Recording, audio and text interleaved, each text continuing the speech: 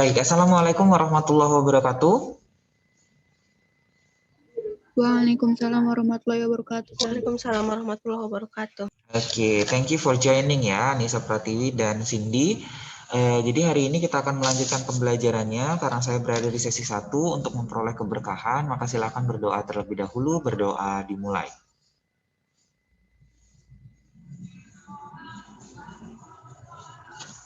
Baik, berdoa selesai. Oke, izinkan saya untuk men-share slide kita pada kesempatan hari ini. Iya. Oke, seperti biasa karena di TPS maka yang perlu kalian sediakan adalah alat tulisnya, ya, pulpen, lalu kemudian kertas untuk mencoba menjawab pertanyaan-pertanyaan yang ada di soal-soal yang akan saya berikan. Jadi kita hanya drilling saja hari ini, kita akan mencoba untuk menjawab soal-soal dari, kalau ini saya ambil soalnya dari bimbel Askia ya.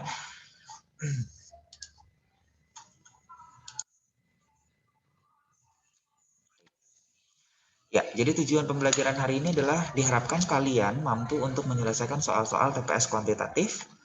Ya, soal yang pertama adalah seperti ini, mungkin dari saya dulu sebagai pembuka, nanti baru kemudian saya berikan kesempatan ke kalian untuk mencoba menjawab soal ini ya. Nah, manakah yang senilai dengan bentuk ini? Maka ini adalah pengulangan daripada aljabar ya. Jadi ini adalah pengulangan dari aljabar. Oke. Berarti kalau bentuknya seperti ini ya berarti kita harus samakan dulu penyebutnya. Berarti nanti jadinya adalah X plus 2 per X minus 1, kemudian X minus 2 per X plus 1 ya. Berarti nanti penyebutnya ini adalah, oke, ini X kurang 1, X tambah 1 gitu, lalu kali silang ya. Berarti X tambah 2, kemudian X tambah 1 dikurangin sama X kurang 2, X kurang 1.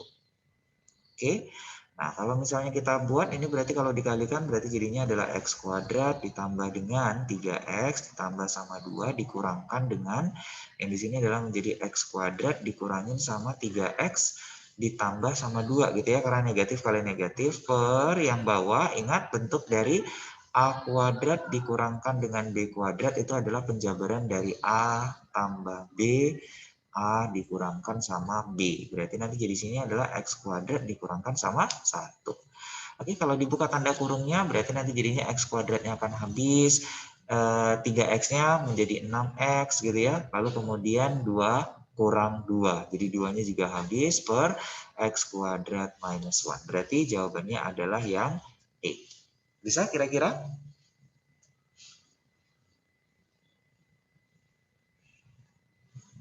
Ya, bisa? Oke, bisa gampang ya? Oke, nah kemudian, nah ini. Untuk menggunakan cairan pembersih lantai, 2/3 cup cairan pembersih lantai harus dicampur dengan setengah galon air. Jadi di sini ada cup, galon, ya kan? Jika hanya tersedia setengah cup cairan pembersih yang tersisa, berapa banyak air yang dicampur?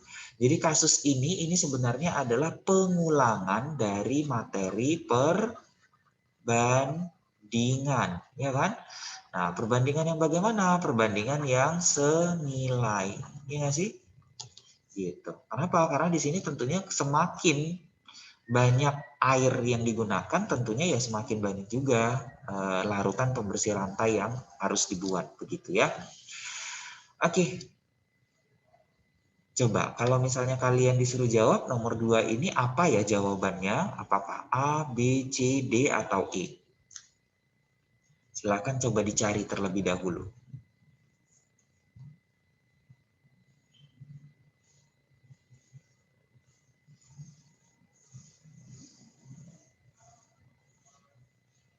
Tiga per 8 galon. Oke, good, 3/8 ya.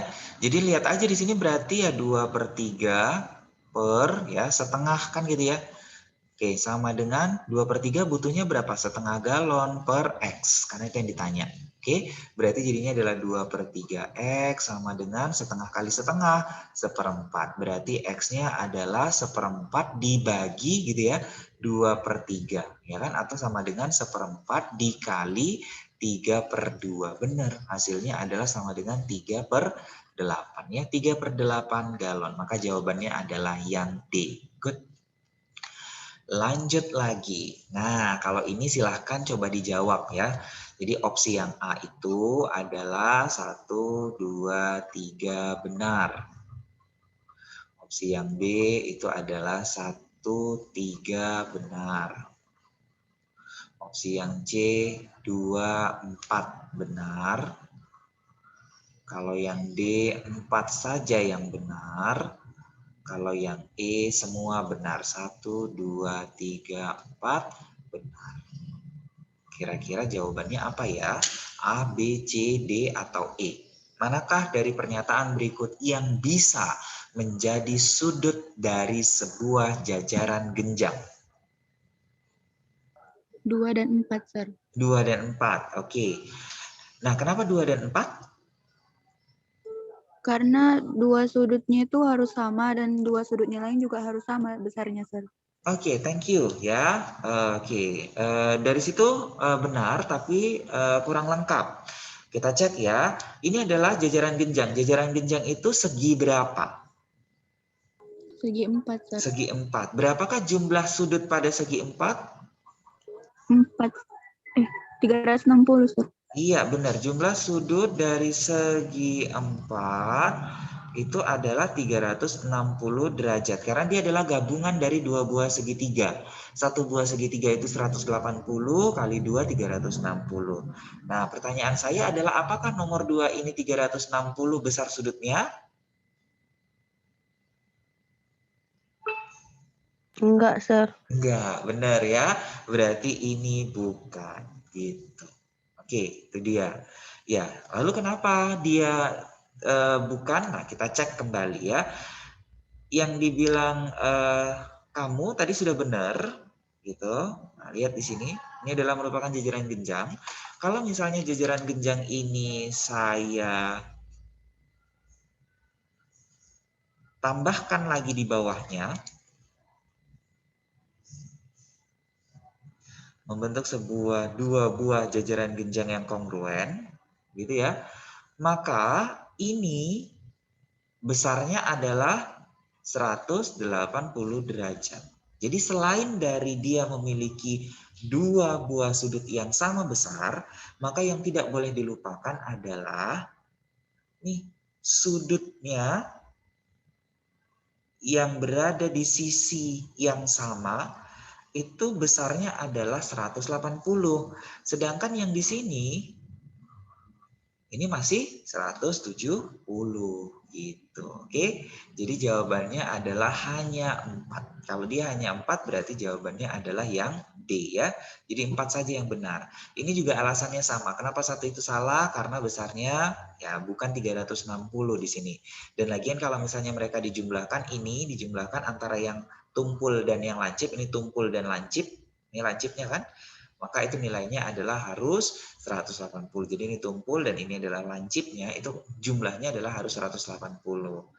Nah, ini adalah yang sama itu tadi. Ini adalah yang sama dengan yang di sini ya.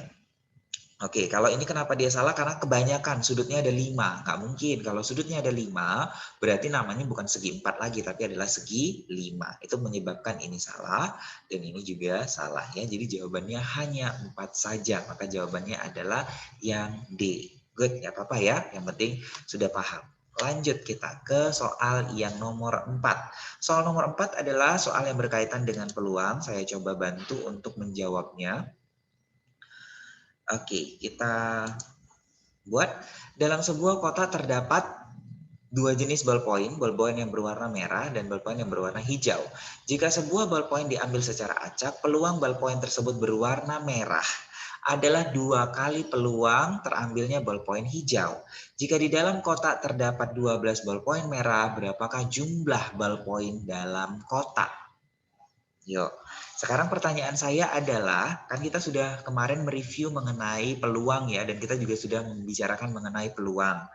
Nah, peluang sebuah kejadian A dirumuskan dengan PA, begitu, sama dengan banyaknya kejadian A per banyaknya anggota ruang sampel, gitu ya. Ingat?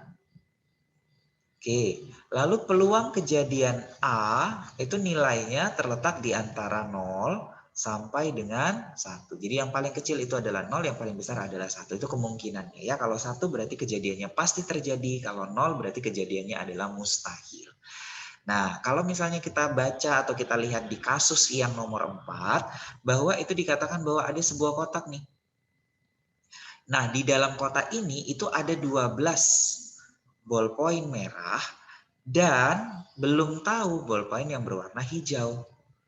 Berarti NS-nya itu adalah sama dengan 12 ditambahin sama berapalah hijaunya gitu ya. Nah, lalu katanya adalah peluang terambilnya yang berwarna merah itu sama dengan 2 kali peluang terambilnya yang berwarna hijau. Maka dari sini merahnya berapa? 12 kan kejadiannya per NS-nya. NS-nya adalah 12 ditambahin sama H. Sama dengan 2 dikali dengan hijau. Ya hijau ya tetap aja H gitu ya. Per 12 ditambah sama H. Nah ini kan 12 tambah H, 12 tambah H bisa dihabiskan gitu ya. Berarti 12 sama dengan 2H. Berarti hijaunya ada berapa banyak? 6, Sir. 6. Nah, yang ditanyakan adalah berapakah jumlah ballpoint dalam kotak. Berarti jawabannya yang mana? 18, Sir. 18. Karena kita sudah punya 12 merah ditambah sama 6 hijau gitu ya. Berarti jawabannya adalah 18. Good. Berarti jawabannya adalah yang D. Saya ini adalah peluang. Jadi peluang ini sudah dipelajari juga di kelas 9 SMP dan juga kita kemarin sudah mempelajari. Oke. Nah, kalau misalkan yang ini nih. Kira-kira menurut kalian dulu deh jawabannya apa ya?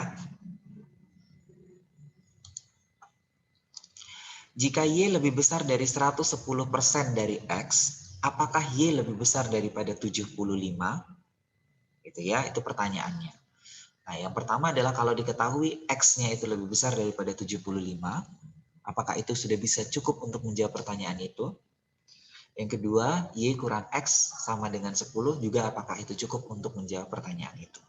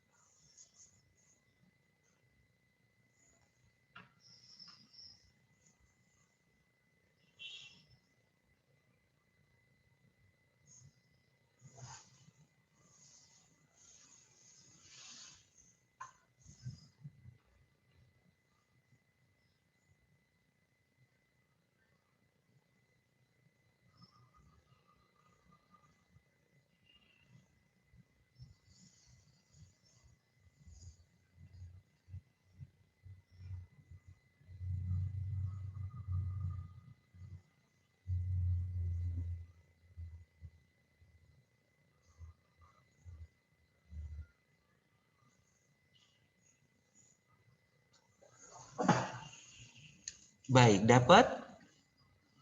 Apakah pernyataan satu saja cukup untuk menjawab pertanyaan, tetapi pernyataan 2 itu tidak cukup? Atau yang B, pernyataan 2 saja cukup untuk menjawab pertanyaan, tetapi pernyataan satu saja tidak cukup? Atau dua-duanya baru bisa untuk menjawab, tapi satu itu nggak bisa, gitu ya, atau tidak cukup? Atau satu saja cukup, dua juga cukup, gitu. Jadi masing-masing itu cukup. Gak mesti bergabung kayak yang C. Atau yang E itu adalah 1 dan 2 ternyata tidak cukup untuk menjawab pertanyaan. Ya, kira-kira apa ya? D, Sir. D ya, berarti satu saja cukup, tetapi dan ini harusnya dan ya, dan pernyataan 2 saja cukup. Berarti 1 cukup, 2 cukup ya untuk menjawab pertanyaan itu. Oke, menurut kamu seperti Iya, itu? Sir. Oke, thank you ya. Coba kita cek ya.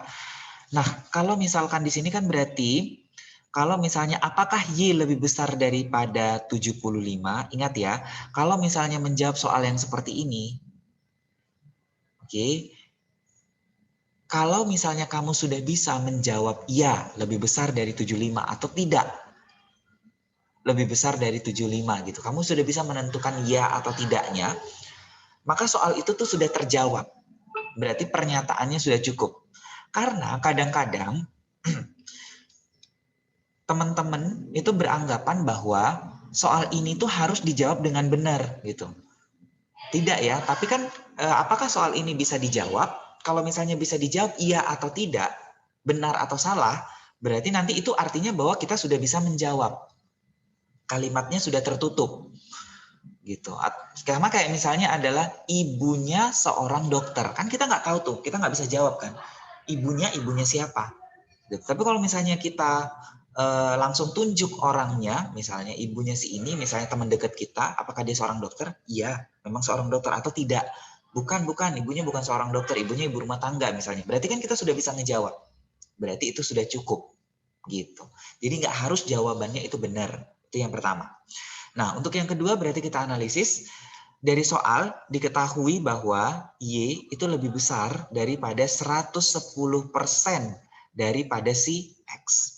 Itu artinya bahwa Y lebih besar dari 11/10 ya kan? Karena 110/100 X. Berarti Y itu lebih besar daripada si 1/10 X. Oke. Nah, lalu kalau misalnya yang pertama dikasih tahu bahwa X-nya itu lebih besar daripada 75, berarti kan jadinya adalah Y itu lebih besar dari apa? 11/10 dari 75, ya kan? Atau lewat dari 75, karena X-nya lebih besar daripada itu. Nah, ini artinya bahwa ini kan 1/10, berarti 1, sekian. 1, sekian dikaliin sama 75, ya jelas bahwa bisa kita simpulkan pasti Y-nya itu lebih besar daripada 75. Gitu ya, karena ini yang membuatnya. Kecuali kalau misalnya Y lebih besar dari 0, nah kalau itu berarti ya jadinya 75-nya jadi terbagi lagi. Kalau yang ini kan enggak. Jadi dia akan lebih besar daripada 75. Jadi ini cukup. Karena kita bisa menjawab ya atau tidak, ya kan? Apakah ini ya? Nah, kebetulan iya, gitu ya. Nah, untuk yang kedua, oke, kita cek. Nah, di sini Y dikurangkan dengan X itu nilainya adalah sama dengan 10. Berarti saya membuat dalam bentuk X sama dengan, karena kan di sini Y lebih besar ya, karena yang tanya adalah Y lebih besar. Berarti X sama dengan, kalau X sama dengan berarti jadinya adalah Y dikurangin sama 10. Saya masukin nih, berarti Y itu tadi lebih besar dari 11/10 dari X. Berarti Y lebih besar dari 11/10 dari siapa? Y dikurangin sama 10. Ya kan? Berarti Y lebih besar dari 11/10 Y dikurangin sama 11. Oke, pindah ruas. Berarti jadinya adalah 1 kurang 11/10 berarti min 1/10 Y. Lebih besar dari min 11. Ingat bahwa ini adalah pertidaksamaan. Koefisiennya masih negatif, maka yang perlu dilakukan adalah kalikan dengan negatif. Oke, tapi akibatnya tanda pertidaksamaannya akan berubah. Lebih besar berubah menjadi lebih kecil. Maka ini kalau misalkan saya kalikan dengan 10, maka ini hasilnya menjadi Y lebih kecil dari berapa? Lebih kecil dari 110. Nah, pertanyaan saya adalah, apakah kalau misalnya Y lebih kecil daripada 110, bisa menjawab ini? Apakah pada saat Y lebih kecil dari 110, apakah kita bisa mengatakan bahwa Y lebih besar daripada 75? Ayo. Ya atau tidak? Atau tidak bisa?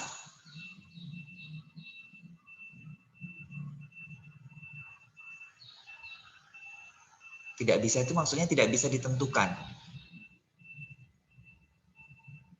Kalau Y lebih kecil dari 110, apakah sudah bisa dijustifikasi bahwa Y lebih besar daripada 75?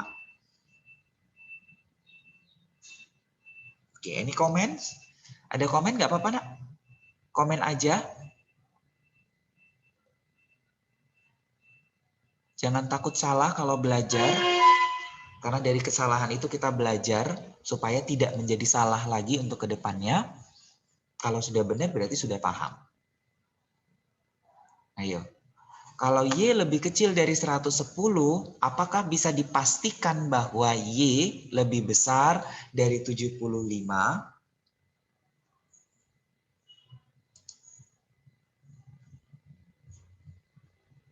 Yuk, ini banyak nih. Ada Syakila, ada Cindy, ada Aulia, ada Rahma, ada Uni. Yuk.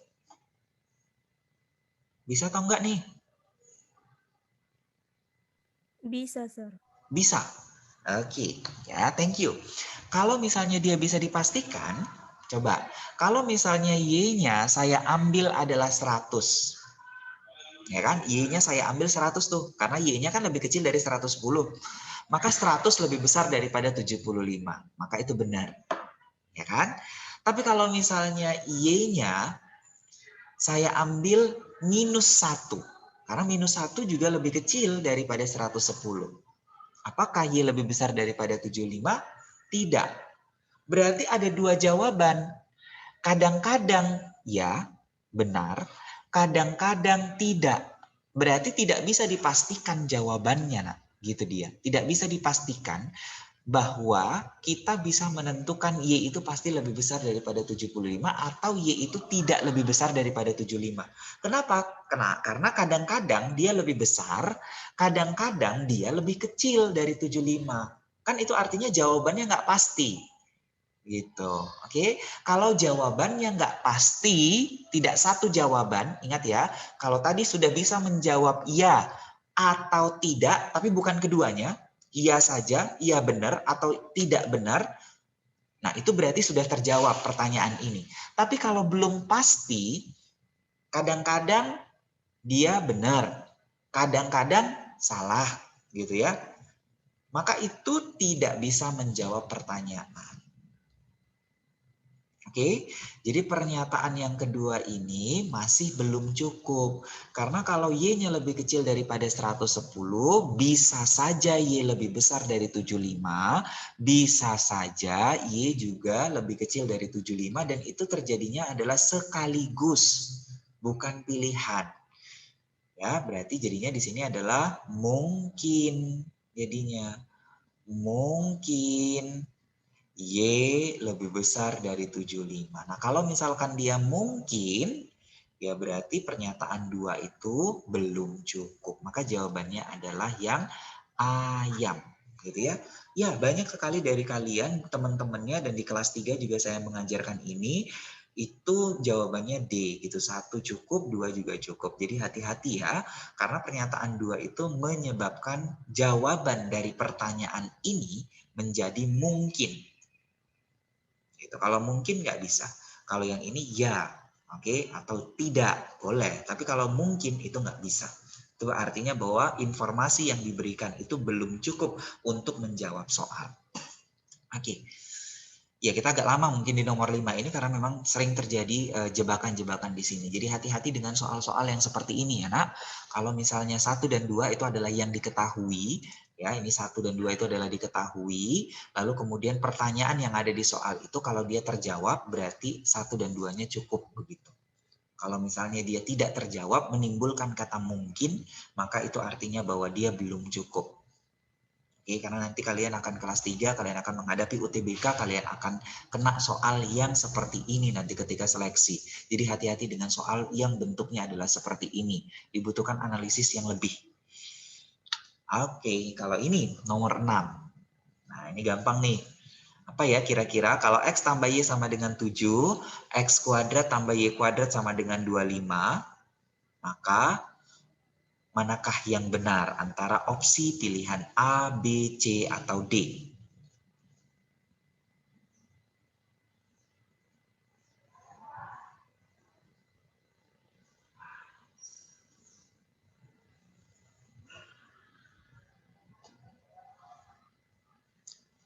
Ya, kalau ditebak deh, kalau ditebak X sama Y-nya berapa ya? Kalau ditambahin 75, kalau dikuadratin 25.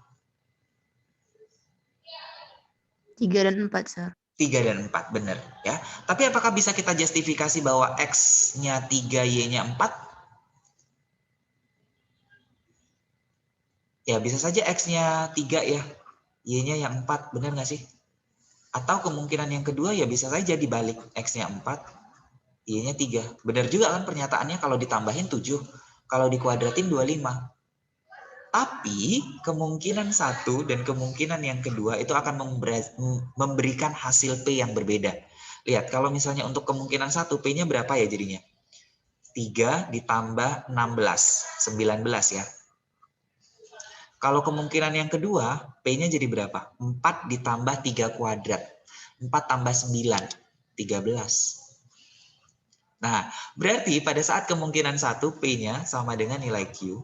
Tapi, pada saat kemungkinan yang kedua, maka nilai P-nya itu adalah lebih kecil daripada nilai Q. Nah, berarti kalau misalnya kayak gini, jawabannya, maka opsi manakah yang benar?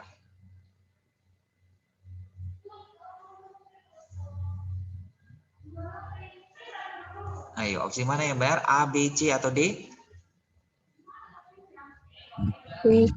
Iya, D, benar ya. Gitu, karena ada mungkin gitu. Kadang-kadang sama dengan, kadang-kadang lebih kecil, nggak bisa dipastikan. Kalau dia nggak bisa dipastikan, berarti informasi yang diberikan itu tidak cukup. Begitu ya, untuk memutuskan salah satu dari pilihan di atas. Oke, kita lanjut untuk yang nomor 7. Kalau nomor 7, ya saya agak cepatkan di sini. Ini lihat bentuknya ya. Berarti ini bisa dibagi sama 3 ya. Kalau misalnya dibagi 3 itu jadinya adalah X ditambah sama 2Y sama dengan 9 gitu ya. Nah berarti ini kan nilainya adalah X tambah 2Y itu 9. Berarti 9 ditambah sama Z itu nilainya adalah 11. So Z-nya itu nilainya adalah sama dengan 2. Oke, kalau Z-nya 2 berarti P-nya berapa ya? P-nya 7. Ini tadi nilainya berapa? X tambah 2Y udah ada, 9. 9 dikurangin sama 2. Berarti nilainya 7. So, jawabannya adalah yang C. Ya, jadi pada kasus ini sudah bisa dipastikan bahwa P-nya sama dengan nilai Q. Oke, untuk yang nomor 8. Manakah dari himpunan berikut yang merupakan pemetaan? Ini mengulangi pelajaran SMP sebenarnya, pemetaan atau fungsi. Jadi syarat daripada pemetaan atau fungsi dari X ke Y itu adalah, jadi artinya kalau dia pemetaan, memasangkan atau memetakan setiap anggota domain tepat satu kali ke kodomain. Oke? Atau bahasa gampangnya mengingatnya adalah anggota domain nggak boleh jomblo dan anggota domain juga nggak boleh selingkuh. Artinya bahwa nggak boleh nggak punya pasangan atau nggak boleh pasangannya lebih daripada satu juga nggak boleh. Kenapa? Karena tepat satu kali. Ya, maka kalau dari X ke Y, maka X-nya itu adalah domainnya dan Y-nya adalah kodomainnya. Jadi lihat aja domainnya. Kalau di sini 3 dipasangin sama 6, 3 dipasangin sama 7. Berarti kan 3 itu punya 2 cabang nih. Si 6 sama si 7, nggak boleh. Oke, dia bukan fungsi. Ini juga 4 sama 4 gitu ya. 4 itu dipasangin sama 7, 4 itu dipasangin sama 8. Gitu. Berarti B juga nggak boleh. Maka jawabannya yang mana? A, B, C, D, atau E? Sir. Oke, thank you. Maka jawabannya adalah yang E. Gampang ya. Kalau yang C, 3-nya ini nih yang masalah. Yang D juga 3-nya ini yang masalah. Berarti jawabannya adalah E. Good. Bagus. Lanjut. Untuk yang nomor 9, silahkan. Kalau ini nggak ada rumus-rumus. Nilai dari 304 dalam segitiga P adalah hasil operasi aritmatik semua bilangan di luar segitiga P. Dengan menggunakan pola yang sama, nilai dari segitiga Q yang tepat adalah, silahkan dijawab. Apakah jawabannya?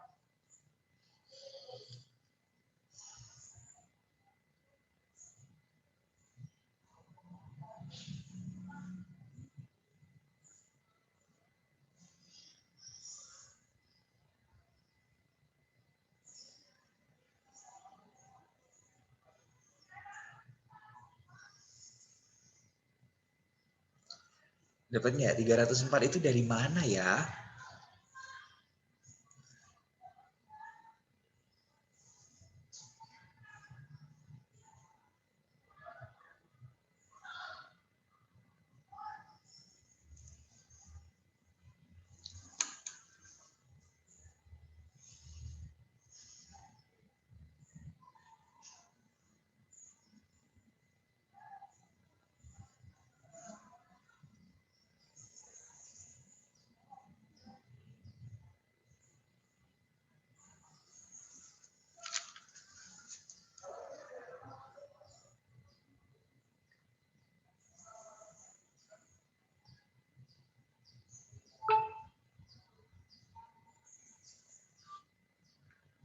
Oke, ini comments? Ada yang mau komentar?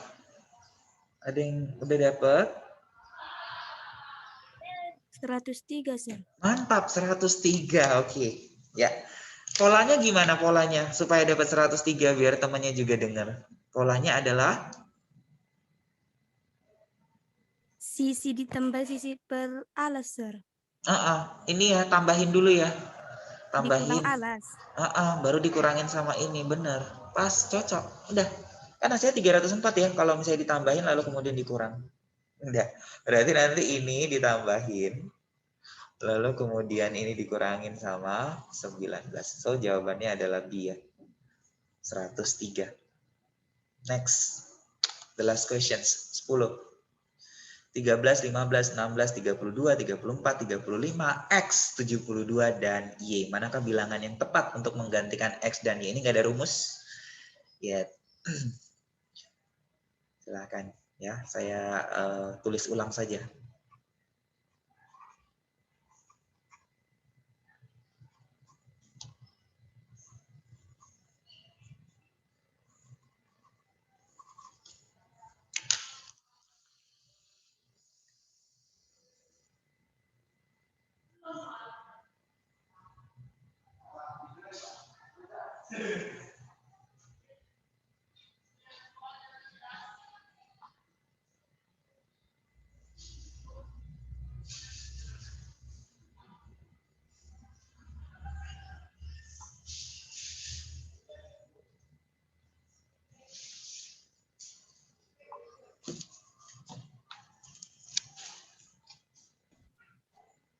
Ayo, 70 dan 73, Sir. Oke, mantap. 70 dan 73. Oke, silahkan disebutkan apakah polanya. Kenapa bisa dapatnya 70 dan 73? Lompat 2 terus lompat 1, Sir. Lompat 2 terus lompat 13 kemana? 13 ke berapa? 13 ke 15 kan ditambah 2, Sir. Oke. Bukan lompat tapi tambah ya. Iya benar-benar. Iya, Sir. Ini berarti ini ditambah, benar, ditambah 2, benar. Kemudian ini tambah 1, kemudian ini kali 2. Jadi tambah 2 tambah 1 kali 2. Oke. Tambah 2 tambah 1 ya kali 2. Ya kan? Kali 2 berarti sini 70 ya. Kemudian di sini cocok tambah 2. Ini berarti tambah 1. Berarti nilainya adalah 73. Oke, jawabannya adalah bola ya. Thank you. Ada pertanyaan lagi sampai di sini? Tidak ada? Enggak, sir. Enggak ada ya. Oke, thank you ya. Thank you for your attention. Thank you for coming. Thank you for joining. Tetap jaga kesehatan. Saya akhiri. Wabillahi taufiq wal hidayah. Assalamualaikum warahmatullahi wabarakatuh. Waalaikumsalam.